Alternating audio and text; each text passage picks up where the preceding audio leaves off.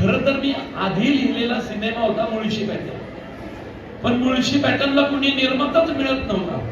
जो तो बोलत होता की हे मराठीत असले मारामारीचे पिक्चर चालणारच नाही.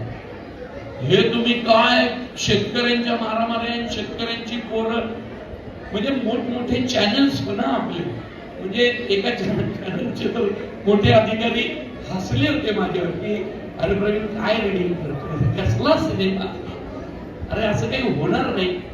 4 वर्ष मुळशी पॅटर्न घेऊन फिरत होतो, सिनेमाला प्रोड्युसर मिळाला. आणि एक दिवस दया गायकवाड हा स्वामी भक्त आहे खरा, हा म्हटलं तू नवीन घर घेतलंय, त्याचे काय हप्ते बिप्ते कसे फेडणार आहे. म्हटलं मला नाही माहिती बाबा, पण बायकोसाठी मी घेतलंय. आणि त्यांनी मला म्हटला तुझ्या तिने एक गिफ्ट टाकलं, म्हणून त्याने मला गिफ्ट दिलं. काढलं तर स्वामींची फ्रेम. म्हटलं हे काय? तो म्हटला हे स्वामी ठेव घरात, माझ्यावर विश्वास ठेव.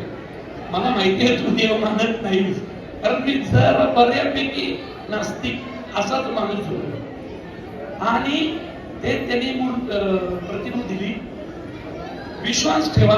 सकाळी 11 वाजले होते बरोबर दया, त्यांनी ती प्रतिमा दिली. आणि तो मला म्हटला तुला प्रोड्युसर मिळेल रे, आपला मुळशी पॅटर्न भारी होणार, कारण दया पिठे बरोबर होते माझ्या. म्हटलं चला मिळेल, आपल्याला निर्माता मिळेल. ती फ्रेम मी माझ्यामध्ये उघडली नव्हती, ती मी माझ्या घरात ठेवली. नवीन घर होतं आणि बाहेर पडलो, कारण मुरली अण्णा बरोबर मी एक इव्हेंट करत होतो.